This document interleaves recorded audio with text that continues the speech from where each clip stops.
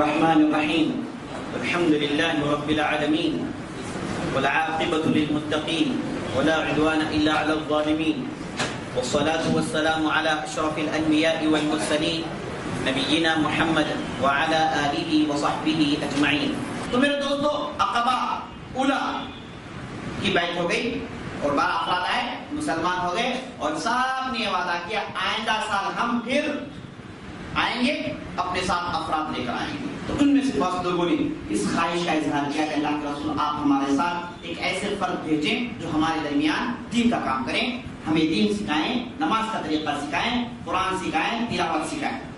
تو آپ صلی اللہ علیہ وسلم نے مبارک کو کہا کہ آپ لوگ چلے جائیں, میں اس کے بعد آپ کے پاس ایک سفیر بھیجوں. چند دنوں کے بعد آپ صلی اللہ علیہ وسلم نے ایک ایسی شخصیت کا انتخاب کیا جو آپ صلی اللہ علیہ وسلم کے ہم شکل تھے, اور ایسی شخصیت جو بالکل وفادار ثابت ہوئی, ایسی شخصیت جس نے اپنے اخلاص کا ثبوت دیا, ایسی شخصیت جب سے شہادت کہی ہے تب سے لے کر اسلام پر اڑ گئی, مختلف تکالیف جھیلی, اپنی جو ہے انتہائی کھرے ایمان کا ثبوت دیا. میرے دوستوں شخصیت ہے مصعب بن عمیر کی شخصیت العبدلی. آپ صلی اللہ علیہ وسلم کی ایک دور کے رشتے میں آ کر ملتے ہیں. مصعب بن عمیر آپ صلی اللہ علیہ وسلم کی تقریباً ہم شکل تھے, قد و خال میں بالکل آپ صلی اللہ علیہ وسلم سے ملتے ہیں. آپ صلی اللہ علیہ وسلم مصعب بن عمیر کا انتخاب کیا اور کہا کہ آپ جائیں, جا کر مدینے میں کام کریں. اب سوال یہ ہے کہ بڑے بڑے صحابہ ہیں, عمر ہیں, ابو بکر ہیں, بڑے بڑے صحابہ ہیں, ان کے درمیان آپ صلی اللہ علیہ وسلم نے مصعب بن عمیر کو کیوں انتخاب کیا؟ آخر انتخاب کی کیا اسباب ہے, کیا وجہ ہے؟ اس پر غور کرتے ہیں تو بہت ساری باتیں معلوم ہوتی ہیں. سب سے پہلی بات یہ کہ ان کے اندر گفتگو کرنے میں تقریباً آپ صلی اللہ علیہ وسلم کا اسلوب تھا, اور زبان میں بالکل طاقت تھی, شیرین کلامی تھی, اور ہم شکل آپ صلی اللہ علیہ وسلم سے ملتے تھے, اور قرآن کی ڈھیر ساری صورتوں کو انہوں نے اس کا رکھا تھا, اور علم تھا, اور اس کے بعد اخلاص کا ثبوت دے چکے تھے, اور اس کے بعد جو ہے ایمان کا ثبوت دے چکے تھے. تو ایسی چیزیں تھیں جس کی وجہ سے آپ صلی اللہ علیہ وسلم نے مصعب بن عمیر کا انتخاب کیا. اب یہ مدینہ جا رہے ہیں, ان کے پاس ایک جوڑے کپڑے بھی نہیں, بڑی کسم کسی کی حالت ہے. 6 مالدار نے جب سے مومن ہوئے, جب سے اسلام قبول کیا, ان کی والدہ ان کی دشمن بن گئی, انہیں اذیت دی, سارے راستے بند کر دی, تو گھر بار چھوڑ کے آپ صلی اللہ علیہ وسلم کی ہوکیت لے گئے. تو مدینہ گئے تو بالکل تکلیف کی حالت میں تھی. مدینہ میں ان کا استقبال اسعد بن زرارہ کرتے ہیں. اسعد بن زرارہ اور اسعد بن زرارہ کے گھر میں تھے. اسعد بن زرارہ کے گھر میں رہ کے وہیں پر اقامت کی, وہیں پر رہ کے مدینہ میں اسلام پھیلا کے رہے, اور ہر گھر میں اسلام کی بات پہنچائی. جہاں کہیں بھی گئے سب سے پہلے اسلام کی بات شروع کی. اور جب یہ 2 سال کے بعد تقریباً واپس مدینہ آئے تو تقریباً 80 سے 85 لوگوں کو انہوں نے اسلام میں داخل کر دیا. میرے دوستوں معمولی چیز نہیں, اور یہ بہت بڑا کام ہے کہ مشرکین کے درمیان جا کے توحید کا علم لہرائے, معمولی چیز نہیں ہے. تقریباً انبیاء اور رسولوں کا کام ہے, اور مصعب بن عمیر نے اس کام کو انجام دیا. اور اس کے بعد احد کے میدان میں انہوں نے ایسی داد شجاعت دی, اور بدر کے میدان میں ایسی لڑائی لڑی, سارے کے سارے مشرکین ششدر رہ کر دیکھتے رہ گئے کہ آخر یہ آدمی کون ہے.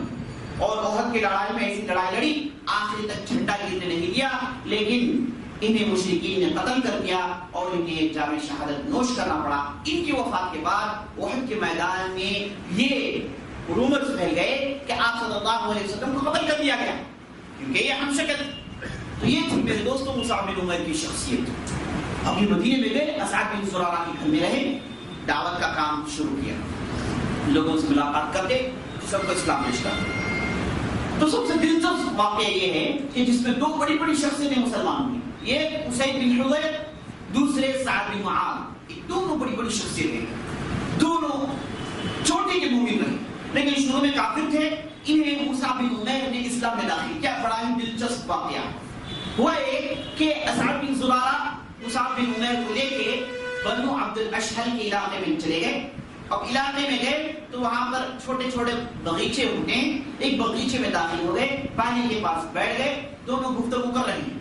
اب یہ باغیچہ ایسی جگہ ہے جہاں پر عام طور پر یہ علاقے والے بنو نجار اور بنو عبد الاشہل, یہ افراد یہاں پر اس باغیچے میں آتے اور تھوڑی دیر کے لیے راحت کرتے, اس کے بعد نکل جاتے. یعنی گویا کہ ان کے لیے کیا ہے, جمع ہونے کا ایک اسپاٹ تھا, بالکل پبلک اسپاٹ تھا.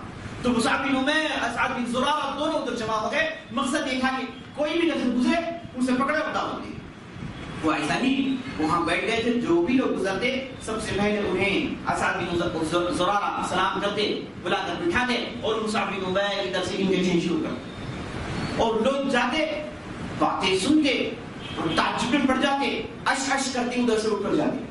ہوا یہ کہ اسید بن حضیر اور سعد بن معاذ اس قبیلے کے سردار ہیں.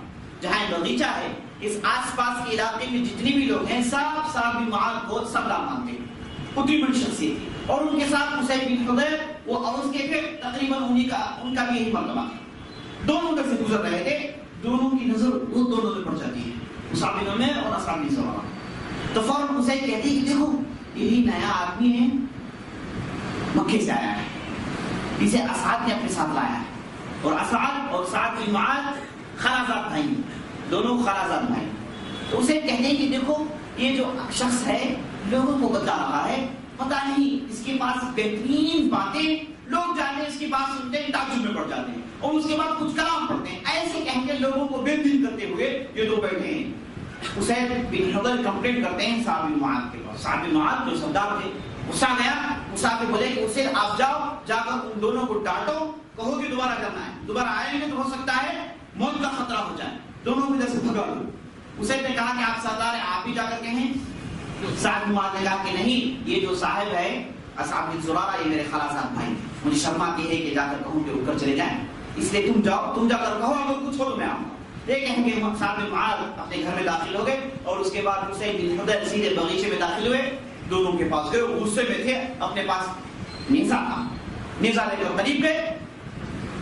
اسعد بن زرارہ نے مصعب سے کہا کہ دیکھو پیچھے جو آ رہے ہیں نام اسید بن حضیر اور اس کے قبیلے کے ہیں، اور اس کے بعد بہت اچھے آدمی ہیں، نیک آدمی ہیں، لیکن ابھی تک مشرک ہیں، اب آ رہے ہیں، بہترین موقع ہے کہ آپ انہیں اسلام پیش کر دیں. اور اسید بن حضیر غصے میں سیدھے آئے، آ کر بولے کہ تم لوگ کیا کرتے ہو بیٹھے ہو، بے دین بنا رہے لوگوں کو، عزت سے اٹھ کر چلے جاؤ ورنہ خیر نہ ہو. تو اسعد بن زرارہ خاموش رہے. مصعب بن عمیر نے کہا کہ بھائی کوئی ڈرنے کی بات کوئی نہیں ہے، بات معمولی ہے. بات یہ ہے کہ میرے پاس چند حکمت والی باتیں میں لوگوں کو پیش کرتا ہوں، یہ میرا کام ہے. لوگوں کو پسند آئے تو لوگ قبول کرتے ہیں، پسند نہیں آئے تو قبول نہیں کرتے ہیں. پسند پر مبنی ہے، پسند آئے تو لے لو، پسند نہیں آئے تو چھوڑ دو. جیسے تجارت میں ہوتا ہے، کوئی چیز آپ خریدتے ہیں، پسند آئے تو خریدتے ہیں، پسند نہیں آئے تو نہیں خریدتے ہیں. ایک الگ بات ہے کہ بعض لوگ ٹھوک دیتے ہیں آپ پر، ان کی بات نہیں کر رہا ہوں، ورنہ اصول یہی ہے کہ پسند آئے تو لیتے، پسند نہیں آئے تو نہیں لیتے. چونکہ یہ لوگ جانتے تھے اصول، تو اسے حضیر نے کہا کہ بات بالکل صحیح ہے، کوئی قباحت نہیں. ان کی بات یہ کہنا تھا، اسعد بن زرارہ سمجھ گئے کہ مسلمان ہونے والا ہے، کیونکہ حق قبول کرنے والا مسلمان ہو جائے گا. اسعد بن زرارہ کہتے ہیں کہ میں ان کے چہرے میں وہ رمق دمق دیکھ گیا جس سے لوگ مسلمان ہو گئے. ان کے چہرے میں نے ان چیزوں کو دیکھا. اس کے بعد مصعب نے کہا کہ آپ بیٹھ جائیں. اسید بن حضیر بیٹھ گئے. بیٹھنے کے بعد مصعب بن عمیر سب سے پہلے قرآن کی آیتوں کی تلاوت کرتے ہیں، قرآن پڑھتے ہیں، آیتوں کو پڑھتے ہیں. اس کے بعد اسلام کی حقانیت پیش کرتے ہیں. اس کے بعد کہتے ہیں کہ لا الہ الا اللہ محمد رسول اللہ، یہ کلمہ شہادت ہے، اس کے یہ معنی ہیں. محمد رسول اللہ، محمد بن عبداللہ ہاشمی ہیں، اللہ تعالیٰ نے انہیں نبی بنایا، یہ ان کے واقعات ہیں، یہ ان کے معجزات ہیں، یہ ان کے کام ہیں. تو نبی صلی اللہ علیہ وسلم اور اللہ کی تعریف کرتے ہیں. تو اسے بھی تھوڑا غور سے سنتے ہیں، قرآن غور سے سنتے ہیں، اور اس کے بعد ان کے چہرے میں بشاشت کی لہریں دوڑ جاتی ہیں، خوش ہو جاتے ہیں. کہتے ہیں کہ بہترین کلام ہے، کلام میں کوئی قباحت نہیں، ایسے کلام کو قبول کرنا چاہیے. اس کے بعد اسے نے کہا کہ اچھا جو لوگ تمہارے دین میں آ جاتے ہیں تو تمہارے دین میں آنے کا طریقہ کیا ہے؟ اسعد بن زرارہ کہتے ہیں کہ شاباش، طریقہ یہ ہے کہ آپ جائیں، جا کر نہائیں، وضو کریں، اور اس کے بعد آ کے ہمیں کلمہ سکھائیں، اس کلمہ کو پڑھیں، اور اس کے بعد نماز پڑھنے کا مسئلہ خالی کھاتا ہوں. وہ پڑھ گیا اور اس کے بعد ہمارے بن گیا. تو اسے بن حضیر کو کہ دل تیار تھے میرے دوست. اللہ تعالیٰ نے ایسی قوم کو اللہ نبی صلی اللہ علیہ وسلم کے لیے تیار کر دیا جن کے دل بالکل تیار ہے، زرخیز زمین ہے، صرف بیج ڈالنا ہے، اب یہ بہترین پھلدار درخت دینے والے ہیں. تو اسید بن حضیر کے سامنے چند آیتیں پڑھی، اور مصعب بن عمیر کا لہجہ، مصعب بن عمیر کا اسلوب اسید بن حضیر کو ارسٹ کر دیا اور اسید بن حضیر اٹھے، نہائے اور اس کے بعد واپس آئے، کلمہ شہادت پڑھے اور اس کے بعد نماز پڑھنے کا طریقہ سکھایا گیا، مسلمان ہو گئے. اور اس کے بعد اسید بن حضیر بولے کہ ایک دوسرے آدمی بھی ہیں جو ساتھ تھے میرے، انہوں نے مجھے بھیجا تھا، اب میں جا کر واپس ان کو بھیجتا ہوں، آپ لوگ ان کو ہی نپٹنے. مصعب بھیجے کہ جاؤ فوراً بھیجو. تو اسید بن حضیر گئے، اب جا کے مصعب بن معاذ نے کہیں تو نہیں آئیں ہے نا، جاؤ بھی مسلمان ہو جاؤ، نہیں آنا دے. تو اسید بن حضیر گئے، جا کر بولے کہ آپ کے جو خالہ صاحب بہن ہیں نا، جو خالہ صاحب بھائی بیٹھے ہیں اندر، جن کا نام اسعد بن زرارہ ہے، انہیں مارنے کے لیے بنو حارثہ کے لوگ آ گئے. انہیں مارنے کے لیے بنو حارثہ کے لوگ آ گئے. بنو حارثہ اور بنو عبد الاشہل میں اختلافات تھے، تو بنو حارثہ کے لوگ آ گئے اور جمع ہو گئے مارنے کے لیے، اور وہ دو پریشان ہیں اور آپ کی مدد طلب کر رہے ہیں. تو سعد بن معاذ نے اچھا ایسی بات ہے، ایک ہے کہ ساتھ نیزہ ویزہ لے کے سیدھے میدان میں اترے، سیدھے بغیچے میں داخل ہوئے. تو دونوں آرام سے بیٹھ کے گفتگو کر رہے ہیں، یہ کچھ کہہ رہے ہیں وہ کچھ کہہ رہے ہیں. تو سعد بن معاذ لے کے یہاں تو کوئی بھی مسئلہ نہیں ہے. اچھا دوسرے مجھے ادھر داخل کروانا چاہتا تھا، اس لیے اس نے ایسی بات کہی. ٹھیک ہے، سننے کے بعد کیا ہے، آگے بڑھتے ہیں. سعد بن معاذ کون ہے میرے دوستوں؟ سعد بن معاذ، اللہ اکبر. سعد بن معاذ کے تعلق سے کہتے ہیں نبی صلی اللہ علیہ وسلم جو وفات پائے، اهتز عرش الرحمن، رحمان کا عرش، رحمان کا عرش، رحمان کا عرش ہلنے لگا جب سعد بن معاذ وفات پائے. سعد بن معاذ جب وفات پایا، صلی اللہ علیہ وسلم کہتے ہیں کہ آج رحمان کا عرش ہلنے لگا ہے، ایسی شخصیت وفات پا گئی. اور اس کے بعد کہتے ہیں کہ یاد رکھ لینا، قبر کے دبوچنے سے کوئی بچتا نہیں، کوئی بچتا نہیں. قبر میں آپ چلے جائیں گے تو قبر دبوچے گی، اس طرف کی ریڑھ کی ہڈیاں ان ہڈیوں میں داخل ہو جائیں گی اور سینہ تنگ ہو جائے گا اور قبر دبوچ کے رہے گی، دبوچ کے رہے گی، دبوچ کے رہے گی.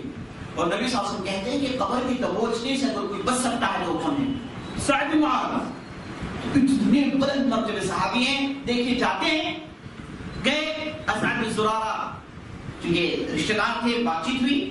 اس کے بعد بولے کہ تم لوگ بہت غلط کام کر رہے ہیں، لوگوں کو بتاتے جا رہے ہو. ابھی ایک صاحب آئے تھے، ان کو بھی تم نے بتا دیا، ان کے چہرے کو میں نے پہچان لیا، وہ بدل گیا ہے، تم نے اسے بدلا لیا ہے. تم لوگ ایسے کام مت کرو، ادھر سے چلے جاؤ، اللہ کے لیے بددین بناؤ مت لوگوں. تو مصعب بن عمیر نے کہا کہ دیکھو بھائی بات آسان ہے، کوئی مشکل کی بات نہیں، بہت آسان بات ہے. میرے پاس چند حکمت کی باتیں ہیں، میرے پاس اقرا ہے، میں پڑھتا ہوں. حق ہے تو قبول کر لو، پسند آئے تو قبول کر لو، پسند نہیں آیا تو چھوڑ دو. بڑا ہی آسان معاملہ ہے. سعد بن معاذ نے کہا صحیح بات ہے، بالکل اس میں کوئی حرج نہیں، پسند آئے تو لیں گے، نہیں پسند آئے تو چھوڑ دیں گے. یہ کہیں گے مصعب بن عمیر نے کہا کہ بیٹھ جاؤ. لوگ آج بیٹھتے ہیں مصعب کے پاس، لیکن اٹھتے ہیں تو ان کی دنیا لگتی ہے. سبحان اللہ، ایسے ہی کام کیے. آتے ہیں لوگ کافر، آتے ہیں لوگ مشرک، آتے ہیں لوگ اللہ کے دشمن بن کے، لیکن جب مصعب کے پاس بیٹھتے ہیں اور مصعب جیسے ہی آدمی بیٹھ جائے گویا کہ ان کے لیے راستہ کھل گیا. اب جم کے قرآن کی آیتیں سناتے ہیں اور جم کے دل بدلنے کی باتیں کرتے ہیں. اور جب آدمی اٹھتا ہے تو پکا مومن بن کر اٹھتا ہے. یعنی مصعب بن عمیر کے ہاتھوں میں سعد بن معاذ نے اسلام قبول کیا، تو مصعب بن عمیر کی شخصیت تصور کیجیے. تو مصعب بن عمیر نے سعد بن معاذ نے کہا کہ بیٹھ جاؤ، بیٹھ گئے سعد بن معاذ. اس کے بعد مصعب بن عمیر حسب معمول قرآن کی آیتیں پڑھے، اسلام کی حقانیت پیش کی اور نبی صلی اللہ علیہ وسلم کی تعریف کی. سعد بن معاذ نے کہا کہ بات بالکل صحیح ہے، اس میں کوئی بات نہیں، ایسی بات کو قبول کرنا چاہیے. اسعد بن زرارہ کے یہی تو آپ کے ساتھ کیے تھے، جو پہلے تھے نا وہ یہی کر کر گئے. اس کے بعد سعد بن معاذ بولے کہ کیسے میں آپ کا آدمی بن جاؤں؟ کہتے ہیں کہ کوئی آسان ہے، جائیے آئیے ہم کلمہ پڑھا دیں گے آپ. پھر سعد بن معاذ کے نہا کر واپس آئے تو کلمہ پڑھائے. سعد بن معاذ اسلام میں داخل ہو گئے. عام لوگوں کا اسلام میں داخل ہونا الگ ہے اور سرداروں کا اسلام میں داخل ہونا اس کا معاملہ کچھ الگ ہے. اور سعد بن معاذ چونکہ سردار تھے اور اسلام میں داخل ہو گئے، حقانیت معلوم ہو گئی. نیزہ جو گاڑے تھے اسے اٹھا کر بولے کہ اب جاتا ہوں میرے قبیلے والوں کے پاس، دکھاتا ہوں. سیدھے قبیلے میں گئے، جا کر قبیلے والوں کو جمع کیے. دوپہر کا وقت تھا، بولے کہ سعد بن معاذ آپ لوگوں سے کلام کرنا چاہتے ہیں. تو قبیلے والے جمع ہو گئے. سب جمع ہونے کے بعد سعد بن معاذ نے کہا کہ میری شخصیت تمہارے درمیان کس اہمیت کے حامل ہے، میرے تعلق سے تم کیا رائے رکھتے ہو؟ تو قبیلے والوں نے کہا کہ آپ ہمارے سردار ہیں، آپ عمدہ آدمی ہیں، آپ بہتر آدمی ہیں، آپ اچھے آدمی ہیں، آپ اطاعت کے قابل ہیں. سب نے تعریف کی. تو سعد بن معاذ نے کہا کہ یاد رکھ لینا، یہ سردار آج یہ اعلان کرتا ہے کہ آج سے یہ اور تمہارے درمیان کسی بھی قسم کی رشتہ داریاں نہیں، سب رشتہ داریاں کاٹتا. میں تم میں سے کسی فرد سے بات نہیں کروں گا، سب سے بات چیت کاٹتا ہوں، کسی سے گفتگو نہیں کروں گا، کوئی کسی بھی قسم کا لین دین نہیں، مکمل میں تم سے الگ ہونے والا ہوں۔ تو قبیلے والوں نے کہا کہ کیا مچ رہا ہے سردار، آپ اتنے غصے میں کیوں ہیں؟ تو سعد بن معاذ بولے کہ یہ اگر تم مجھ سے بات کرنا چاہتے ہو، میرے تعلقات باقی رکھنا چاہتے ہو، تو تم کو ایک عظیم کلام پڑھنا ہے، تم کو ایک کلمہ شہادت دینا ہے۔ قبیلے والوں نے کہا کہ کیا ہے بتائیے۔ تو سعد بن معاذ اسلام کی حقانیت پیش کرتے ہیں، کلمہ توحید لا الہ الا اللہ محمد رسول اللہ کی تفسیر بیان کرتے ہیں، اسلام کی حقانیت بیان کرتے ہیں۔ تو قبیلے والے ایک کے بعد دو کے بعد تین، اس طریقے سے ذری تعداد میں مسلمان ہوتے جا رہے ہیں۔ اصل کا وقت آیا تو پورے کا پورا قبیلہ مسلمان ہو گیا، سوائے مسیلم کے جو کیا ہے صرف احد کے میدان کی انتظار میں، وہ فقط بولے کہ نہیں میں مسلمان نہیں ہوں۔ وہ ہے کہ اللہ تعالیٰ ان کے لیے بہت آسانیاں بنا رکھا، اب جنگ کے میدان میں مسلمان ہوں گے بغیر کسی سجدے کے، بغیر کسی نماز کے، جنت کے لیے تیار ہیں۔ 2 سال کا فاصلہ ہے، اسیرین نے کہا کہ میں مسلمان نہیں ہوں، مجھے سوچنے کا وقت چاہیے، اسیرین مسلمان نہیں، اور بنو عبد الاشہل سب مسلمان ہیں، اسیرین مسلمان نہیں۔ ایسے واقعات چلے اور احد کے میدان میں مسلمان ہوتے میرے دوست۔ اس طریقے سے پورے کا پورا قبیلہ مسلمان ہو گیا۔ مصعب بن عمیر جب تک اسعد بن زرارہ کے گھر میں رہے، روزہ نہیں نکالتے، صبح نکلتے فجر پڑھ کے اور رات تک ہر قبیلے میں جاتے، ہر گھر میں جاتے، جہاں کہیں بھی موقع ملا اسلام پیش کرتے، جہاں کہیں بھی موقع ملا لوگوں کو بدلتے، اور پورا مدینہ انہوں نے گھما ہے، اور تقریباً ہر گھر میں بات پہنچ گئی اور بہت بڑی تعداد مسلمان ہو گئی۔ لیکن بعض قبائل جو شعراء کو مانتے تھے، جیسے آپ جانتے ہیں قبائل شعراء کو بڑا مانتے ہیں، شعراء کی تباہ کرتے ہیں، جو لوگ شعراء کی تباہ کرتے تھے شعراء نے انہیں روک دیا، بولے کہ کوئی خاص بات نہیں ہے، یہ کلام میرے پاس بھی ہے، یہ کہہ کے حق سے ان کو روک کر رکھا، جو بعد میں جب نبی صلی اللہ علیہ وسلم آئے سب کے سب مسلمان ہوئے۔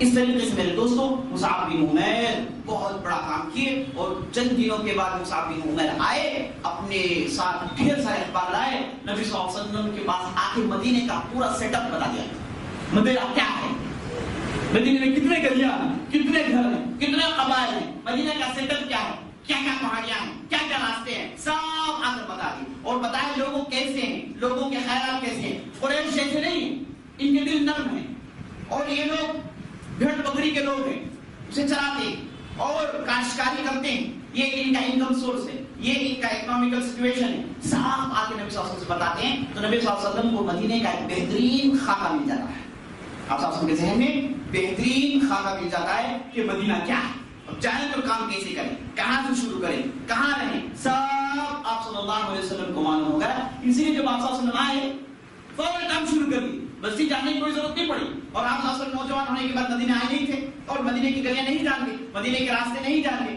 مدینے کے سیٹ اپ کو نہیں جانتے، لیکن مصعب بن عمیر نے اتنی تفصیل بتائی آپ صلی اللہ علیہ وسلم جس کے ذریعے سے پورا مدینہ گویا کہ ان کے سامنے آ گیا۔ اس کے بعد مصعب بن عمیر تھے یا پھر واپس مدینہ چلے گئے، تفصیل نہیں ہوا۔ اس کے بعد پھر 13ویں بعثت نبوی آئی، پھر حج کا موقع آیا، تو مصعب بن عمیر نے جو کام کیا اس کا نتیجہ نظر آنے لگا۔ تقریباً 70 سے زیادہ لوگ، ان میں 2 عورتیں تھیں، ایک بہت بڑی تعداد عام مشرکین حاجیوں کے ساتھ مل کے مدینہ کی طرف رخ کرتے ہیں۔ عام مشرکین حاجی ہیں، ان میں سے مسلمان نہیں ہیں، معلوم نہیں کہ کون مسلمان ہے کون مشرک، لیکن بات یہ ہے کہ مدینے سے قافلہ آیا ہے، یہ قافلہ سیدھا مکہ آیا، مکے میں رہے، اور آپ صلی اللہ علیہ وسلم سے بعض لوگوں نے رابطہ قائم کیا۔ دیکھیے مصعب بن عمیر کی کام مسلمان ہونے والوں میں کعب بن مالک ہیں، ابو قتادہ ہیں، بڑے بڑے لوگ ہیں۔ تو اس بار کعب بن مالک تھے، اور کعب بن مالک تقریباً سردار، کیونکہ جو سردار تھے بڑے آدمی تھے، تو پوری ذمہ داری کعب بن مالک کے پاس تھی۔ تو کعب بن مالک ساتھ لے کر آئے قافلے کو، اور آ کر وہ لوگ مدینے میں اترے، آپ صلی اللہ علیہ وسلم سے رابطہ قائم کیا، تو آپ صلی اللہ علیہ وسلم نے کہا کہ ایام تشریق کے دن پھر وہی گھاٹی میں جہاں پہلے ملاقات کیے گئے دوبارہ ہم آپ سے ملاقات کریں گے۔ تو کعب بن مالک کہتے ہیں کہ آپ صلی اللہ علیہ وسلم نے جب ہم کو بتا دیا کہ فلاں رات فلاں جگہ ملاقات کرنا ہے، تو ہم جا کر واپس اپنے ڈیرے میں سوئے، لیکن ہم مسلمان آپس میں اتفاق کرنے کی کوئی نہیں سوئے گا۔ مشرکین سو جانے کے بعد ایک ایک کر کے آدمی ڈیرے سے باہر نکلے، جیسے چڑیا اپنے گھونسلے سے نکلا کرتی ہے ایک ایک کر کے، اس طریقے سے ایک ایک آدمی جو مسلمان تھے ڈیرے سے باہر نکلنے لگے۔ ایک کے بعد ایک کے بعد ایک، 2 3 اس طریقے سے مشرکین سوتے رہے. یہ جو مسلمان بیدار تھے سب رات کے اندھیرے میں اٹھ کر ایک ایک 2 2 کہہ کے گھاٹی میں پہنچ گئے، جن کی تعداد 72 سے زیادہ تھی، 72 سے زیادہ تھی. سب گھاٹی میں جمع ہو گئے.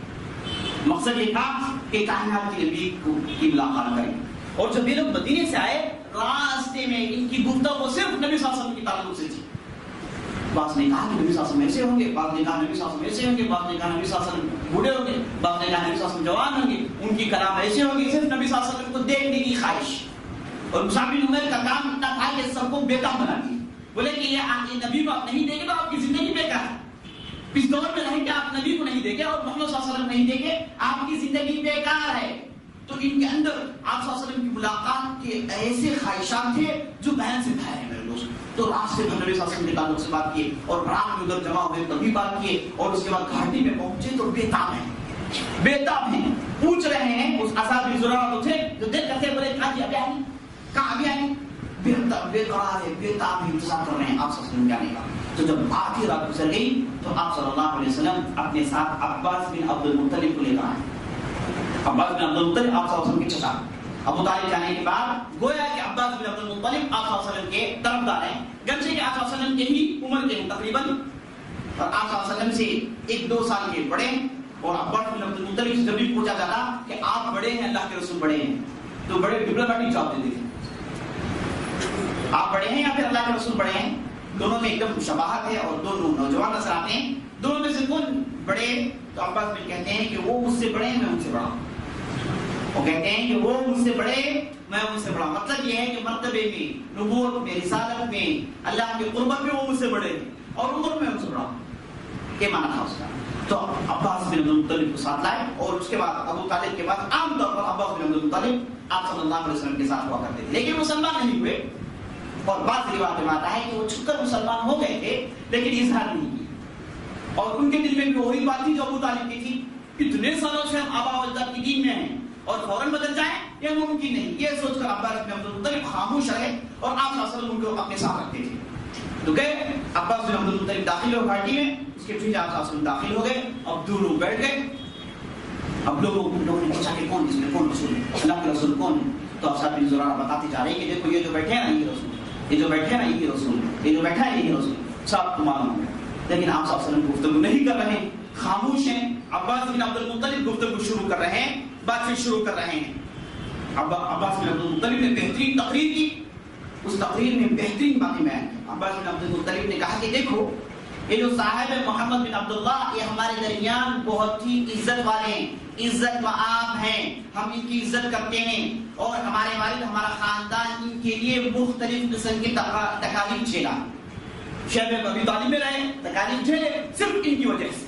تو یہ ہمارے درمیان معزز ہیں، ان کی ہم حفاظت کرتے آ رہے ہیں. یاد رکھ لینا اگر تم ان کی حفاظت کر سکتے ہو جیسے ہم نے کیا ہے، ان کے لیے تم مر مٹ سکتے ہو، ان کی طرفداری کر سکتے ہو تو تم انہیں ہمارے پاس سے لے کر جانا.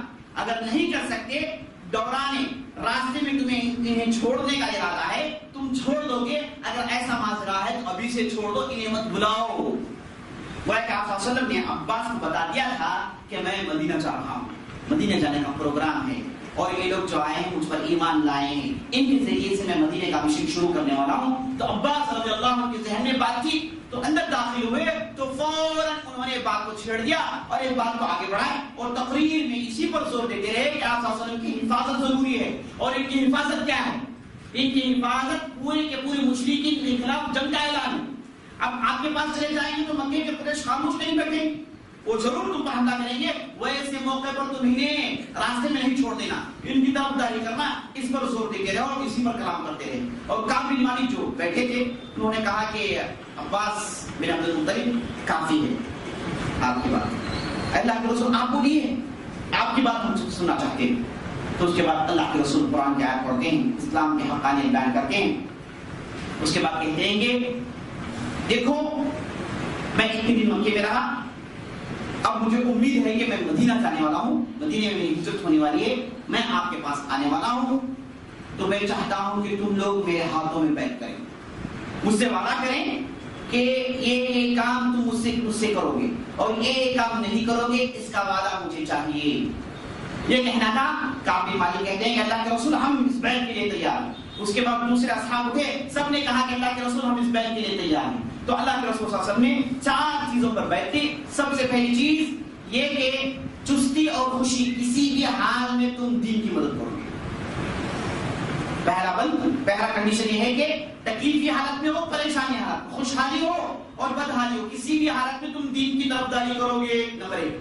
نمبر 2 یہ کہ تم لوگوں کے اندر بھلائی کا حکم دیتے رہو گے, یعنی امر بالمعروف و نہی عن المنکر کا کام کرتے رہو گے, بھلائی کا حکم دیتے رہو گے, اور اس کے بعد اللہ کے لیے سب کچھ چھوڑ چھاڑ کر کھڑے ہو جاؤ گے.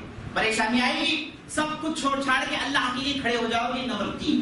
نمبر 4 تم میری حفاظت ویسی کرو گے جیسے تم اپنی بچوں اور بیویوں کی کرتے ہو. ویسی حفاظت اگر تم کر سکتے ہو تو مجھے لے کر جانا. یہ 4 چیزوں پر آپ صلی اللہ علیہ وسلم نے زور دیا. اور اس کے بعد سب صحابہ اٹھے جو بیٹھے تھے ادھر, انصار صحابہ سب اٹھے, سب نے تقریریں کی. آپ صلی اللہ علیہ وسلم کے 4 نقطوں پر انہوں نے بحث کیا, اور سب سے بہترین تقریر برا بن معروف کی تھی. برا بن معروف کی بہترین تقریر کی. اس میں انہوں نے کہا کہ یا رسول اللہ, آپ کی بات سے یہ محسوس ہو رہا ہے کہ آپ ہماری جنگی صلاحیت میں شک کر رہے ہیں. ایسے محسوس ہو رہا ہے کہ آپ ہماری طاقتوں پر شک کر رہے ہیں. یعنی آپ یہ کہنا چاہتے ہیں کہ لڑائی کے میدان میں ہو سکتا ہے کہ ہم پیچھے چلے جائیں, لڑائی کے میدان میں ہو سکتا ہے کہ ہم صبر نہ کریں. گویا آپ صلی اللہ علیہ وسلم اسی طرف اشارہ کرتے ہیں, یا رسول اللہ آپ جان لیجیے, اے اللہ کے رسول جان لیجیے, اے اللہ کے رسول ہم جنگ کے بیٹے ہیں. ہم جنگ کے بیٹے مطلب کیا ہے؟ جنگ لڑنا ہی ہمارا کام ہے. اے اللہ کے رسول جنگ کے میدان سے پلٹ کر بھاگنا یہ ہم نہیں جانتے, اور جب ہم جنگ کے میدان میں اتر جاتے ہیں تو گردنوں کو اپنے ہتھیلیوں میں لے کر جاتے ہیں. اے اللہ کے رسول آپ ہماری جنگی صلاحیتوں میں شک مت کیجیے. خدا کی قسم ہم آپ کی حفاظت مرتے دم تک کریں گے. اگر آپ یہ کہیں گے کہ فلاں پہاڑی سے چھلانگ لگا دے, بغیر کسی چوچارا, بغیر کسی پوچھ تاچھ کے ہم پہاڑی سے چھلانگ لگا دیں گے اللہ کے رسول, تو برا بالمعروف کی ایسی تقریر رہی جسے آپ صلی اللہ علیہ وسلم خوش کر دی. آپ صلی اللہ علیہ وسلم ہنستے لگے. آپ صلی اللہ علیہ وسلم کا چہرہ بشاشت کی لہریں اس میں توڑ گئی, اور آپ صلی اللہ علیہ وسلم سنتے رہے. اتنے میں ایک دوسرے صحابی جن کا نام ابو الہیثم تھا, وہ اٹھے, اٹھ کر بات کاٹ کر بولے اللہ کے رسول آپ نے ہماری بات سن لی, برا کی بات آپ نے سن لی. برا نے کہا کہ ہم جن کی میدان کے افراد ہیں, میدان میں ہم چلے جاتے ہیں تو ہمارے پیر میدان میں اڑ جاتے ہیں, اور ایک پیر میدان سے اڑنا یہ ہمارا شیوا, اور جنگ کے میدان میں اڑ جاتے تو ٹل نہ سکتے تھے, یہ ہمارا شیوا ہے. اللہ کے رسول آپ نے برا کے منہ سے سنا, لیکن میرے پاس ایک شکوہ ہے, میرے پاس ایک سوال ہے, وہ یہ ہے کہ اگر ہم آپ کے لیے مر مٹ جائیں, آپ کے لیے سب کچھ کریں, جیسے ہم اپنے بچوں اور بیویوں کی حفاظت کرتے ہیں ویسے ہم اگر آپ کی حفاظت کریں اور اللہ تعالیٰ آپ کے دین کو غلبہ دیں, آپ کا ظہور ہو جائے اور سارے کے لوگ, ساری کی ساری دنیا آپ کو مان جائیں, سارا عالم آپ کو مان جائیں, آپ کی بات چلنے لگے, کیا آپ واپس مکہ چلے جائیں گے؟ یہ بات بہترین نقطے پر بحث کر رہے ہیں. سب کچھ ہے صحیح, آپ ہم جانتے ہیں کہ مکہ پسند کرتے ہیں, مکہ کی محبت آپ کے دل میں ہے. ہم نے سنا ہے مصعب بن عمیر سے کہ وہی کیسے آئی, آپ نے ورقہ بن نوفل سے کیا گفتگو ہوگی, پوری بات ہم کو معلوم ہے. مکے کی محبت آپ کے دل میں ہے, ہم جانتے ہیں, اور اسی لیے آپ مکے کو آپ قبلے کے دوران درمیان میں لاتے ہیں. مکے کی محبت آپ کے پاس ہے, اسی ہم پوچھتے اللہ کے رسول کیا ہم سب کچھ کرنے کے بعد کیا آپ واپس مکہ چلے جائیں گے؟ تو آپ صلی اللہ علیہ وسلم مسکرا دیتے ہیں. بات صحیح, مسکرا دیتے ہیں, کہتے ہیں کہ اے لوگوں جان لینا آج کے بعد, لوگوں جان لینا آج کے بعد میرا خون آپ کا خون ایک ہے, میرا خون آپ کا خون ایک, یعنی آپ کو ماننا کیا ہے, مجھے ماننا کیا ہے, یہی مسئلہ ہے, ایک ہی مسئلہ ہے. میں تم میں سے ہوں اور تم مجھ میں سے ہو, میں مدینے والا ہوں آج کے بعد, اور آج کے بعد آپ میرے خاندان کے افراد جیسے ہیں, میں جیسے مدینہ جاؤں گا اور مدینہ کا ہو کر بن کر رہ جاؤں گا. اور آپ صلی اللہ علیہ وسلم نے ہی کیا. فتح مکہ کے دور پر جب آئے آپ صلی اللہ علیہ وسلم مکے میں, بعض لوگوں نے یہ امید ظاہر کی کہ آپ مکے میں رہ جائیں, اور مکے سے آپ کو نکالا گیا, پورا مکہ آپ کے لیے, مکہ آپ کے سامنے ڈال دیا گیا ہے, مکہ آپ کی خدمت میں, آپ واپس مکہ آ جائیں. نہیں, وعدہ کر چکے ہیں, ایسے موڑ پر وعدہ کیے جو وعدہ کرنے کی ضرورت تھی. وعدہ کر چکے ہیں کہ میں انصار کا اور انصار کے ساتھ ہی رہوں گا, اور بعد میں ایک تقریر کرتے ہیں آپ صلی اللہ علیہ وسلم. اس تقریر کو سن کے انصار اتنا روکے ان کے گاڑیاں پھٹ جاتی ہیں, جس میں کہتے ہیں اللہ کے رسول دیکھو انصار ساری دنیا کے لوگ ایک طرف جائیں, آپ لوگ ایک طرف جائیں, میں آپ کے پیچھے جاؤں گا. آپ کے گھر میرے گھر ہے، آپ کی بستی میری بستی ہے. تو جس زور سے آپ صلی اللہ علیہ وسلم نے اس کی تصدیق کی، پورے کے پورے جو آئے تھے سب خوش ہو گئے. اس کے بعد ایک دوسرے صحابی اٹھے عباس بن عبادہ، انہوں نے بھیانک انداز سے ڈرایا، کہا کہ تم لوگ کیا سمجھے، تم لوگ آسانی سے بیعت کر چکے ہو اور یہ سمجھتے ہو کہ آپ صلی اللہ علیہ وسلم لے کر جا کے بڑے آسانی سے رکھ لو گے. یاد رکھیں نا، یہ چیز آسان نہیں ہے، یہ چیز ہرگز آسان نہیں ہے. آپ صلی اللہ علیہ وسلم کا یہاں سے نکلنا، مدینے میں داخل ہونا ایک بھیانک جنگ کا اعلان ہے. مدینے کے لیے خطرہ ہے اور پریشانیاں، خطرے مدینے کے ابر میں منڈا رہی ہیں. اگر آپ لوگ صحیح معنی میں حفاظت نہیں کر سکتے اور بیعت توڑنے کے امکانات تمہارے دل میں ہیں تو ابھی سے توڑ دو، ابھی سے اس موضوع کو ختم کر دو. عبادہ جو تھے بہترین انداز سے بتائے، اور اس کے بعد اسعد بن زرارہ اٹھے اور بہترین انداز سے جانتے ہیں کہ مسلمان کی کیا کیا واقعات ہیں اور کیا کیا پریشانیاں ہیں. وہ بھی اسی بات پر زور دیتے ہیں کہ دیکھو تم نے بیعت کر دیا ہے اور یہ بیعت آسان نہیں ہے. یاد رکھ لینا، تمہارے سرداروں کا قتل ہے اور تلواروں کی جھنکاریاں سنائی مجھے دے رہی ہیں. ایسی تلواریاں نکالی جائیں گی جن کی وجہ سے تمہاری آنکھیں خیرہ ہو جائیں گی، تم دیکھ نہیں پاؤ گے. بھیانک لڑائی کا یہ اعلان ہے. یاد رکھو، یہ لڑائی ہے، خون کا مار ہے، تلوار کی مار ہے. کیا تم اس چیز کے لیے تیار ہو؟ تو سب نے ایک بیک آواز میں جم کر ایک گونج اٹھائی کہ ہاں ہم بیعت کرتے ہیں، ہم آپ صلی اللہ علیہ وسلم کی حفاظت کریں گے. تو سب جو بھی آئے تھے سب ایک قلب ہو کر، ایک دل ہو کر آپ صلی اللہ علیہ وسلم کی حفاظت کا وعدہ کرتے ہیں. ابھی ہو رہا ہے اتنا سب ہو، شیطان کیسے خاموش ہو سکتا ہے؟ اس کے لیے ممکن نہیں. تو فوراً گھاٹی میں ایک آواز سنائی دی، وادی میں ایک آواز سنائی دی. یہ وہ آواز یہ کہہ رہی تھی کہ اے قریش کے لوگ، تم کہاں چلے گئے ہو، کہاں مر گئے ہو؟ دیکھو محمد اور اس کے اصحاب تمہیں قتل کرنے کے پروگرامز بنا رہے ہیں، جمع ہوئے ہیں عقبہ کی گھاٹی میں، پروگرام چل رہے ہیں. اے قریش کے لوگ، تم کیا کر رہے ہو؟ آپ صلی اللہ علیہ وسلم جیسی آواز سنی، بولے کہ یہ مینا کا شیطان ہے، یہ علاقے کا شیطان ہے جو قریش کو بیدار کر رہا ہے. تم لوگ فوراً نکل جاؤ، سیدھے اپنے ڈیرے کو چلے جاؤ. یہ کہیں گے مجلس برخاست کر دیے. آپ صلی اللہ علیہ وسلم عباس کے ساتھ نکل گئے. مکے والے تھے، راستے جانتے ہیں، ایک راستے سے نکل گئے اور اس کے بعد انصار جو بھی تھے چھپ چھپ کے ڈیرے میں واپس آئے. سب آ کے اپنی جگہ لیٹ گئے، گویا کہ کچھ ہوا ہی نہیں، گویا کہ کچھ ہوا ہی نہیں. اور اس کے بعد یہ آواز ابو جہل کے گھر تک پہنچی، یہ آواز امیہ بن خلف کے گھر تک پہنچی، عقبہ بن عیط کے گھر پہنچی، عتبہ بن ربیعہ کے گھر میں پہنچی. سب دوسرے دن جمع ہو گئے اور آپس میں گفتگو کرنے لگے. بولے کہ میں نے آواز سنی، اچھا ایسی بات ہے، چلو یہ کہیں گے پورے سردار تلوار سن کر سیدھے گھاٹی میں پہنچ جاتے ہیں. دیکھتے ہیں تو کچھ بھی نہیں، سناٹا چھایا ہوا ہے، شام صبح باہر. پھر آگے بڑھتے ہیں، چونکہ آواز میں مدینے والوں کا ذکر تھا، یثرب والوں کا ذکر تھا. ان کے ڈیروں کو ڈھونڈتے ہوئے پھرتے ہیں، ان کے ڈیرے میں داخل ہو جاتے ہیں. تب تک صبح ہو گئی، سب اٹھ رہے ہیں اور جو ہے مشرکین مسلمان مل کر ہیں، نہیں معلوم کہ کون مسلمان ہے، نہیں معلوم کہ کون مشرک ہے. اور سیدھے آیا ابو جہل، سیدھے منافقین کے سردار کو پکڑا، عبداللہ بن سلول جو جانتا تھا. بولا کہ تمہارے افراد نے، تم نے جا کر رات میں محمد صلی اللہ علیہ وسلم سے بیعت کی ہے، یہ بات صحیح ہے نہیں ہے؟ عبداللہ بن ابی سر پیٹ کر بولا کہ خدا کی قسم ایسا نہیں ہوا، ایسا ہرگز نہیں ہوا. دوسرے سردار صاحب جمع ہو کے واویل اٹھانے لگے، تم لوگوں کو کیا ہو گیا؟ ہم ابھی سو کر اٹھے ہیں، ابھی سو کر اٹھے، رات میں کون سے محمد سے ملاقات ہوئی؟ کسی سے ملاقات نہیں ہوا ہماری. اور قریش میں جو سردار تھے تلوار دکھا دکھا کر ڈرا رہے تھے، بولے کہ مان لو ورنہ سب کو ہم قتل کر دیں گے. سب نے کہا کہ نہیں ہم نے کسی سے ملاقات نہیں کی. اور مسلمان خاموش تھے، وہ کہ کچھ ہوا ہی نہیں، آپس میں دیکھ رہے ہیں اور خاموش کھڑے ہیں. کعب بن مالک خاموش کھڑے ہیں اور اس کے بعد اسعد بن زرارہ خاموش کھڑے ہیں. اور یہ جو مشرکین تھے جو سو رہے تھے، وہ معلوم ہی نہیں کیا ہو، سب مل کے لڑنے لگے قریش سے. بولے کہ نہیں ہم آئے نہیں، تم لوگ تہمت لگا رہے ہیں. بہرحال تھوڑی دیر کے لیے ہنگامے ہوئے، اس کے بعد قریش کے لوگ باہر چلے گئے. ان کو یہ معلوم ہو گیا، یقینی طور پر معلوم ہو گیا کہ کچھ بھی ہوا نہیں. لیکن گھر گئے تو پھر بعض افراد آگے بولے کہ نہیں صحیح خبر تھی وہ، اور ہم نے بعض مسلمانوں کو دیکھا ڈیرے میں داخل ہوئے. اب جب یہ لوگ واپس لشکر جمع کر آئے تب تک یہ قافلہ نکل گیا، چونکہ ایام تشریق ہو گیا تھا، حج کا آخری دن تھا. لوگ نکل کے بہت دور چلے گئے، پیچھے سے تعاقب میں آئے، پکڑ نہیں پائے سوائے ایک صحابی یا پھر دو صحابی کے. ایک صحابی جن کا نام سعد بن عبادہ، سعد بن عبادہ، ایک دوسرے صحابی جن کا نام منذر تھا.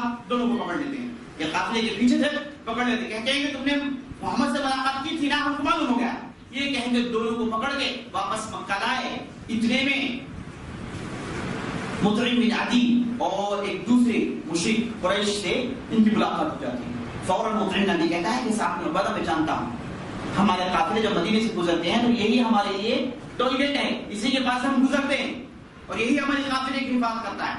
تم خامخواہ سے پکڑ چکے ورنہ پریشانی پڑ جاؤ گے، قافلے نہیں جائیں، چھوڑ دو سعد کو. اس کے بعد سعد بن عبادہ کو چھوڑ دیے اور سعد بن عبادہ بڑی تیزی سے واپس آئے. آ کر اصحاب زرع اور دوسرے صحابہ کو خبر دی کہ قریش کو خبر مل چکی ہے کہ ہم جمع ہوئے اور ایک بہت بڑی تعداد مسلمان ہو گئی کہ قریش کو معلوم ہو گیا. اس کے بعد ایک پورے صحابہ مدینے میں داخل ہو گئے. میرے دوستوں، اس کے بعد یہ واقعہ ہونا تھا. اب اس کے بعد آپ صلی اللہ علیہ وسلم صرف ہجرت کی تیاری میں. عائشہ رضی اللہ عنہ فرماتی ہیں، بخاری کی روایت ہے، کہتی ہے کہ آپ صلی اللہ علیہ وسلم نے صاف الفاظ میں کہہ دیا تھا کہ مجھے خواب میں لاوا والے 2 پہاڑ دکھائے گئے، اس کے درمیان ایک ایسی بستی دکھائی گئی جس میں کھجور کے درخت بہت زیادہ ہیں، بڑی سیر و شاداب زمین ہے، یہ زمین مدینہ ہو سکتی ہے، یہ میری امید ہے. تو لوگوں تمہارے لیے جائز ہے کہ تم لوگ ہجرت کر کے اس بستی کو چلے جاؤ. آپ صلی اللہ علیہ وسلم نے اجازت دے دی تھی اور آپ صلی اللہ علیہ وسلم نے ابو بکر سے بھی کہہ دیا تھا کہ ابو بکر اگر مجھے ہجرت کی اجازت مل جائے تو میں اور آپ مل کر ہجرت کریں گے، انتظار کرنا، آپ ہجرت نہیں کرنا، دوسرے ہجرت کریں گے، آپ میرے ساتھ انتظار کریں گے. تو ابو بکر سنے، جا کر کے 2 اونٹنیوں کو پالے، 4 مہینے تک ببول کے پتے ڈال کے مضبوط انداز سے 2 اونٹنیوں کو پالے تاکہ ان اونٹنیوں میں بیٹھ کے ہجرت کر سکیں. تو تقریباً 4 مہینے تک انتظار کرتے رہے اور دوسرے صحابہ ہجرت کا ان کا سلسلہ شروع ہو گیا. اب کچھ مشرکین قریش کیسے خاموش رہ سکتے ہیں؟ ممکن نہیں. جو بھی نکلے ان کو روکنے کی کوشش کی. کہا جاتا ہے کہ سب سے پہلے ہجرت کرنے والے ابو سلمہ جو بنو مخزوم کے تھے، ابو جہل کے خاندان کے تھے لیکن پکے مومن تھے، سب سے پہلے اسلام لانے والوں میں سے. جیسے ہی ہجرت کی خبر ملی انہوں نے کہا کہ مکہ سے مجھے نفرت آ گئی ہے، اتنا مار، اتنی پریشانی، اتنی تکالیف، اب میں کچھ چینج چاہتا ہوں. یہ کہہ کے اپنی بیوی کو لیے، اپنے بچے کو لیے سیدھے دوسرے دن مدینے کی طرف رخ تھا. معلوم ہے کہ مدینے میں اچھی خاصی تعداد ہے، مدینے میں امن ہے، جا کر رہ جائیں. یہ کہہ کے ابو سلمہ نکلے. اب ان کے قبائل بنو مخزوم والے سب جمع ہو گئے، سب روکنے کی کوشش کیے. اب اس کے بعد ابو سلمہ کی بیوی ام سلمہ کے خاندان والے بھی آ گئے. انہوں نے کہا کہ روکو ابو سلمہ، تم ہجرت نہیں کر سکتی، یہ جو بچی ہے، یہ آپ کی بیوی، یہ ہمارے خاندان کی، ہم اسے ہجرت کرنے کی اجازت نہیں دیں. اتنے میں ابو سلمہ کے خاندان والے آئے، وہ آ کر بچہ چھنا لیے، بولے کہ تم جانا چاہتے جاؤ، بچے کو چھوڑ کر جاؤ. اس طریقے سے ام سلمہ ایک طرف چلی گئی اور ابو سلمہ کا بیٹا وہ ایک طرف چلا گیا جس کا نام سلمہ تھا، اور ابو سلمہ اکیلے نہتے ہو گئے. لیکن بیوی کی محبت، بچے کی محبت، اللہ کی محبت کے آڑ نہیں آئی میرے دوست، چونکہ وہ ارادہ کر چکے تھے اب ہجرت کرنا ہے، اللہ کو خوش کرنا ہے. نبی صلی اللہ علیہ وسلم سے اجازت مل گئی ہے، یہ کہہ کے ہجرت کو شروع کرتے ہیں اور اس کے بعد اکیلے مدینہ پہنچ جاتے ہیں. ان کی بیوی ام سلمہ تقریباً 1 سال تک ان لوگوں کے پاس پڑھ کر سڑ رہی تھی، تکالیف جھیل رہی تھی. ان کا روزمرہ یہ تھا کہ صبح اٹھتی، جا کر گھاٹی میں بیٹھ جاتی، صرف روتی رہتی. اب اس طرح سے بچہ بلبلا رہا ہے، دکھ رو رہا ہے، ماں بچے دونوں کو بچھڑا دیا گیا. ابو سلمہ چلے گئے، 1 سال تک پریشانیاں جھیلتی رہی ام سلمہ. اس کے بعد ہوا یہ کہ انہی کے قبیلے کے لوگوں نے جمع ہو کر کہا کہ ام سلمہ پر ہم نے بہت اذیتیں دی، اب انہیں جانے کی اجازت دے دو. اس کے بعد ام سلمہ کو 1 سال کے بعد جانے کی اجازت ملی. وہ گئی، اپنے بچے کو لی اور بچے کے ساتھ ہجرت کرنے کا ارادہ کی.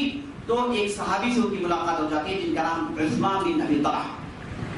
یہ اس عورت کی حالت کو دیکھ کر رحم کھاتے ہیں، کھا کر ساتھ سفر کرنے کی سوچتے ہیں اور مدینہ تک جا کر پہنچا کے واپس آ جاتے ہیں. ام سلمہ کہتی ہیں عثمان بن ابی طلحہ ایسے نیک آدمی ہیں، جب سے مسلمان اتنے نیک ہو گئے کہ دوران سفر کبھی بھی پلٹ کر مجھے نہیں دیکھے. پورا مدینے کا سفر ہے، نیچے اونٹ کو تھامے، اونٹ کے زمام کو تھامے، اوپر وہ بیٹھی ہے، کہتی ہیں کہ کبھی بھی یہ پلٹ کر نہیں دیکھے مجھے، صرف بات چیت کرتے، اب میں روکنے کہتی روکتے، اور کبھی بھی وہ مجھے نہیں دیکھتے تھے. بڑے ہی نیک آدمی تھے اور 7 دن کا سفر صرف میرے لیے کیے اور مدینہ پہنچانے کے بعد کہے کہ دیکھو یہ بنو عبد الاشہر کے علاقے، یہاں چلے جاؤ، یہاں ابو سلمہ مل جائیں گے آپ کو. یہ کہہ کے ایسے الٹے پیر واپس آگے مکہ. اس طریقے سے ام سلمہ مدینہ پہنچ جاتی ہے. اور اس کے بعد میرے دوستوں صہیب رومی کا بھی بڑا ہی عجیب و غریب واقعہ ہے. صہیب رومی جانتے ہیں آپ؟ صہیب رومی روم کے تھے، مکے والے نہیں تھے، مکے کے رہنے والے نہیں تھے. چہرے اور شکل سے یہ بالکل رومی نظر آتے اور ان کے پورے بال براؤن تھے، گویا کہ یوروپین، رومی یوروپین کہتے ہیں.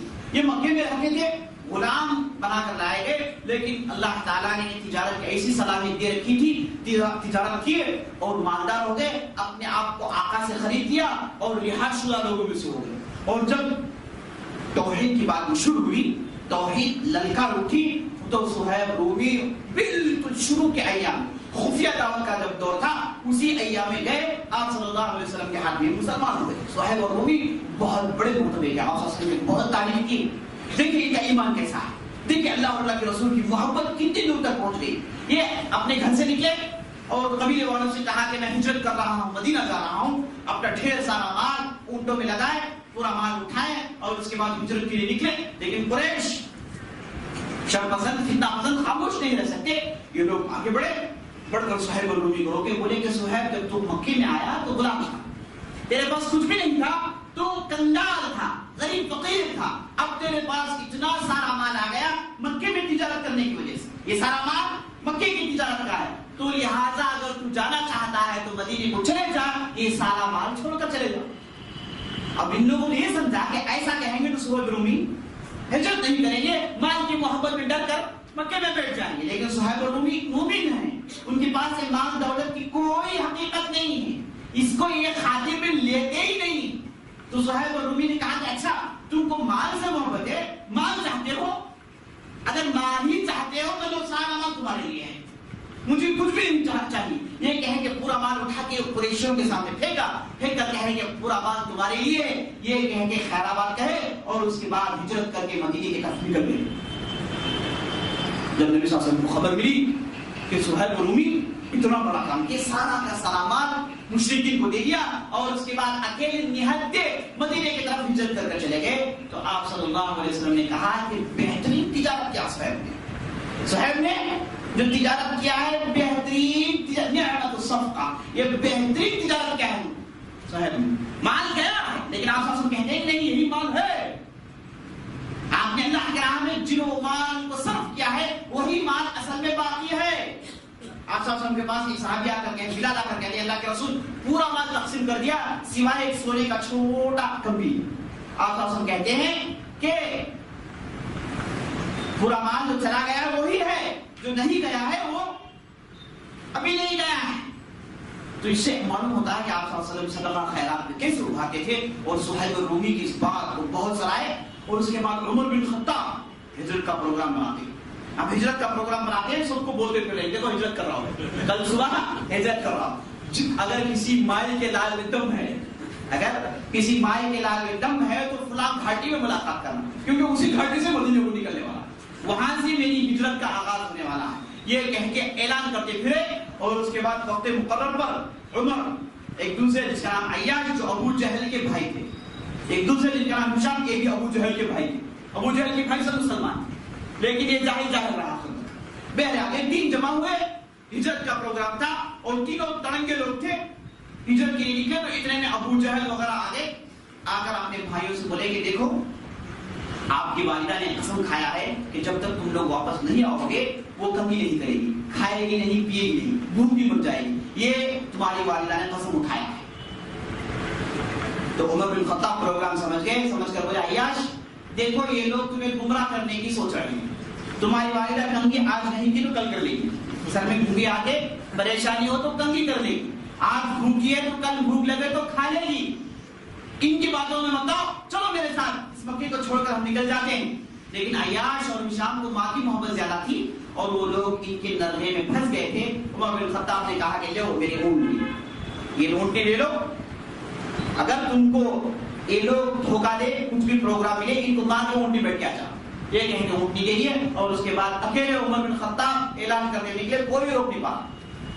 امیہ بن خلف ہے اور اس کے بعد ابو جہل ہے، عقبہ ہے، بڑے بڑے لوگ ہیں لیکن کوئی سامنے آنے کی ہمت نہیں کر رہا. بعض لوگوں نے کہا کہ اس کا جانا ہی لیتا ہے، چھوڑ دیے اور عمر بن خطاب نکل کے اکیلے ہجرت کر کے مدینہ پہنچ گئے. ابھی دو لوگ گئے تھے، ساتھ ابو سفیان ابو جہل تھے. انہوں نے پروگرام بنایا کہ ایک جگہ انہیں روکا یہ لوگ اترے تو فوراً یہ لوگ جا کے ان دونوں کو پکڑ لیے، ہشام اور عیاش کو، اور ان دونوں کو قید میں ڈال دیا، ان دونوں کو قید میں ڈال دیا اور ایسی جگہ جا کر چھپایا کسی کو نہیں معلوم، اور ایک مدت تک اسی کمرے میں پڑ کر سڑ رہے تھے تو، اور یہ کہہ رہے تھے عمر بن خطاب کی بات کتنی صحیح تھی، اگر کاش ہم عمر بن خطاب کی بات مان لے تو آج مدینے میں ہوتے، ہم نے بات نہیں مانی، اب ایک کمرے میں پڑ کر سڑ رہے ہیں، ہم کو تکلیف ہو رہی ہے۔ اور آپ صلی اللہ علیہ وسلم جب مدینے میں ہجرت کر رہے تھے تو آپ صلی اللہ علیہ وسلم کے پاس عمر بن خطاب نے کہا کہ اللہ کے رسول 2 ایسے افراد ہیں جو میرے ساتھ ہجرت کرنے والے تھے لیکن پھنس گئے، تو آپ صلی اللہ علیہ وسلم نے کہا کہ کون ہے جو ہشام اور عیاش کو بچا کر لائے گا؟ تو ایک صحابی تھے جن کا نام ولید بن ولید اٹھے، اٹھ کر بولے کہ اللہ کے رسول میں ان دونوں کو بچا کر لاؤں، یہ پروجیکٹ مجھے دیجیے، میں یہ کام تمام کرتا ہوں۔ تو اکیلے آئے، چھپ چھپ کر مکے میں داخل ہوئے، اور اس کے بعد نوٹ کرتے رہے، اور ابو جہل دوسرے علاقے میں گئے، ان کے علاقوں میں گئے، ان کو معلوم ہو گیا کہ فلاں جگہ چھپے، تو ایک لونڈی ان کو رات میں کھانا لے کر جاتی، لونڈی کے ساتھ گئے اور لونڈی کو دھکا دے کے اندر داخل ہوئے، ان کے رسیوں کو کھولا اور اونٹی ساتھ رکھے تھے، دونوں کو بٹھائے اور راتوں رات رفو چکر ہو کے مدینہ پہنچے۔ اس طریقے سے عیاش اور ہشام واپس آئے، صحیح سند سے بلایا ہوا، لیکن بات نہیں مانی، پریشانی جھیل کے وہ لوگ مدینہ آ کے پہنچے۔ اس طریقے سے میرے دوستو جو بھی ہجرت کے لیے نکلتا ہے فوراً قریشی جمع ہوتے، روکنے کی کوشش کرتے، مارتے دھاڑتے، اور بہت بڑی تعداد کو انہوں نے مار کر مکے میں عرض کر دیا، بہت بڑی تعداد مکے میں پڑ کر سڑ رہی تھی۔ اور اس کے بعد چند دنوں کے بعد جیسے حضرت عائشہ کہتی ہیں آپ صلی اللہ علیہ وسلم کے پاس جبرائیل آئے، جبرائیل آ کر کہے کہ اللہ تعالیٰ کا حکم ہو گیا ہے کہ تمہارے لیے ہجرت کرنا جائز ہے، بلکہ ہجرت کرنا چاہیے، آج کی رات آپ تمہارے بستر میں ہرگز مت سو، آج کی رات تم اپنی بستر میں ہرگز مت سو، ہجرت کا اعلان ہو چکا ہے، آپ کے لیے ہجرت کرنا جائز ہے، ضروری۔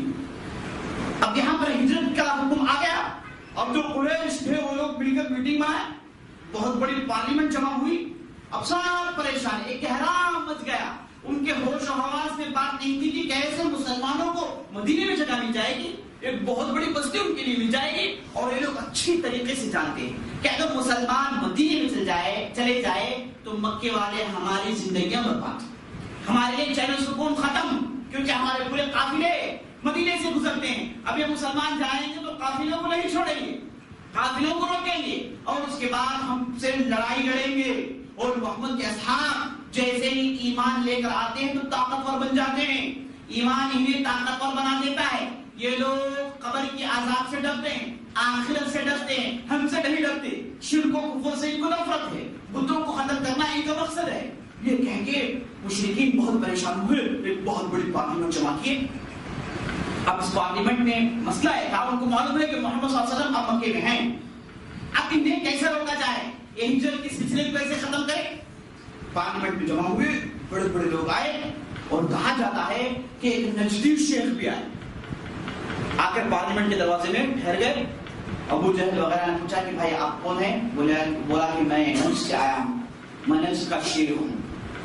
اور یہ نجدی شیخ کون ہے؟ کوئی ابلیس علیہ لعنت اللہ، ابلیس نجد کی شیخ کی شکل میں آیا تھا، اور اس کے بعد ابو جہل نے کہا کہ بڑے بڑا آدمی ہے، اچھی رائے دے گا، یہ کہہ کے ابو جہل نے اپنی پارلیمنٹ میں بلا لیا اور بٹھا لیا، بات چیت شروع ہوئی۔ اب پوچھے کہ کیسے محمد اور ان کے اصحاب کو روکا جائے، کیا مسئلہ ہے، کیسے روکا جائے؟ تو ایک نے رائے دی، ایک صاحب نے رائے دی کہ بھائی دیکھو محمد صاحب سے کو چھوڑو، وہ جہاں جانا چاہے جانے دو، کم از کم مکے سے تو نکل جائیں گے، ہم تو ان کے پریشانیوں سے بچ جائیں گے، بہتر ہے کہ محمد کو چھوڑ دو۔ جو شیخ تھا اس نے کہا کہ نہیں، بالکل بدترین رائے دی، تیری رائے بدترین ہے، تجھے نہیں معلوم، یہ لوگ جائیں گے تو مدینہ میں بیس بنا لیں گے، اور اس کے بعد سارے عرب میں اس کام کو پھیلا دیں گے، جو بالکل ہمارے لیے برداشت سے باہر ہے، برداشت نہیں کر سکتے ہم، تیری رائے بدترین رائے، تو خاموش رائے کر کے وہ بھی بڑھ گیا۔ اس کے بعد ایک دوسرے صاحب اٹھے، اٹھ کر بولے کہ محمد پکڑ کے صلی اللہ علیہ وسلم پکڑ ان کے ہاتھ پیر باندھ کے ہم دور جا کے کہیں کمرے میں ڈال دیں گے، وہیں پر سڑ کے مرنے کو لیں۔ تو نجری شیخ نے کہا کہ یہ رائے بھی اچھی نہیں، اگر ہم بن کے ڈال دیں گے تو اس کے اصحاب کو معلوم ہو جائے گا، وہ آ کر بچا کر لے کر جائیں گے، یہ رائے بھی صحیح نہیں۔ اس کے بعد ابو جہل نے کہا کہ میرے پاس ایک رائے، کیا بھائی رائے یہ ہے کہ ہم پورے سردار جمع ہو جائیں گے، سب تلوار نکالیں گے، تلوار جمع کر کے یہ قسم اٹھائیں گے کہ سب مل کے محمد صلی اللہ علیہ وسلم قتل کریں گے، جب قتل کریں گے نعوذ باللہ سب اپنے تلوار ڈالیں گے، تاکہ بنو ہاشم کو نہ معلوم ہو کہ کس نے قتل کیا، اور بنو ہاشم پورے قبائل سے تو نہیں لڑ سکتے، اور یہ جرم پورے قبائل کا تقریباً 25-30 قبائل کا جو مکے میں رہتے ہیں، اب یہ بنو ہاشم کیا کر سکتے ہیں؟ تو ابو جہل نے رائے دی، تو نجدی شیخ نے کہا کہ رائے اگر ہے تو یہی ہے، رائے اگر ہے، صحیح رائے اگر ہے تو یہی رائے ہے۔